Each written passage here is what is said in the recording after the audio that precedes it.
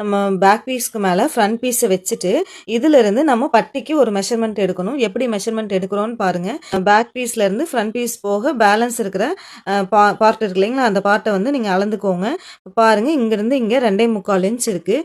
அதே மாதிரி ஃப்ரண்ட்டில் பாருங்கள் அங்கே எவ்வளோ வருதுன்னு சொல்லிட்டு இந்த இடத்துல இருந்து நீங்கள் இங்கே டேப்பை வச்சு பாருங்கள் 3.25 இன்ச் இருக்குது. ஸோ இந்த 3.25 இன்ச்சையும் 2.25 இன்ச்சையும் வச்சு தான் நம்ம பட்டி கட் பண்ண போகிறோம். அது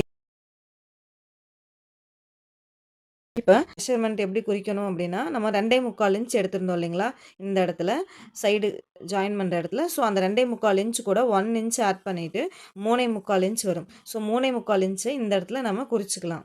உங்களுக்கு எந்த அளவுக்கு வந்துச்சோ அது கூட நீங்கள் 1 இன்ச் ஆட் பண்ணி குறிச்சிக்கோங்க. அதே மாதிரி ஃப்ரண்ட் சைடில் நம்ம 3.25 இன்ச் வந்துச்சு இல்லையா, அது கூட 1 இன்ச் ஆட் பண்ணி 4.25 இன்ச் வந்து நம்ம பட்டி மெஷர்மெண்ட் குறிச்சிக்கலாம்.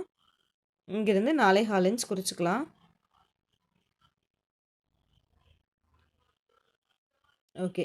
இப்போ நம்ம 2 பாயிண்ட்டையும் நம்ம குறிச்சாச்சு. இப்போ சென்ட்ரு பாயிண்ட் குறிக்கிறதுக்கு நம்ம இங்கிருந்து ஒரு மெஷர்மெண்ட் எடுக்கணும். எப்படின்னா, இப்போ நீங்கள் வேஸ்ட் மெஷர்மெண்ட் 30 இன்ச்சுக்குள்ளே இருந்துச்சு அப்படின்னா நீங்கள் 3.25 இன்ச் அகலம் எடுத்துக்கலாம் இந்த இடத்துல இருந்து. அதுவே நீங்கள் 31 இன்ச்சுக்கு மேலே வேஸ்ட் மெஷர்மெண்ட் இருந்துச்சு அப்படின்னா 4 இன்ச் இந்த இடத்துல இருந்து நீங்கள் எடுக்கணும். நம்மளுடைய வேஸ்ட் மெஷர்மெண்ட் எவ்வளோ, 27 இன்ச்சு.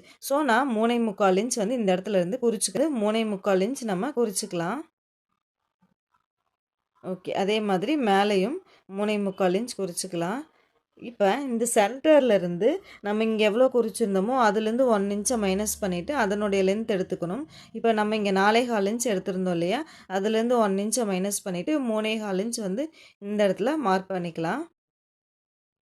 இப்போ 3 பாயிண்ட்டும் நமக்கு கிடைச்சாச்சு. இந்த 3ஐயும் ஜாயின் பண்ணி ட்ரா பண்ணிக்கலாம். பாருங்கள், பட்டியோட ஷேப் வந்து நமக்கு கிடைச்சிரும். இப்படி தான் வந்து நம்ம பட்டியோட மெஷர்மெண்ட் ஈஸியாக நம்ம எடுத்துக்க முடியும். ஃப்ரண்ட் அண்ட் பேக் பீஸை ஒன்றா வச்சுட்டு அதில் இருக்கிற பேலன்ஸ் எவ்வளவோ அதை வச்சு தான் நம்ம பட்டிக்கு மெஷர்மெண்ட் எடுக்கணும். அப்போ தான் கரெக்டாக வரும்.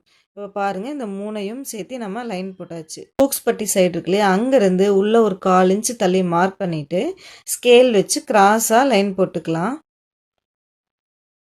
இப்போ இந்த 2ஐயும் சேர்த்து கிராஸாக லைன் போட்டுக்கலாம்.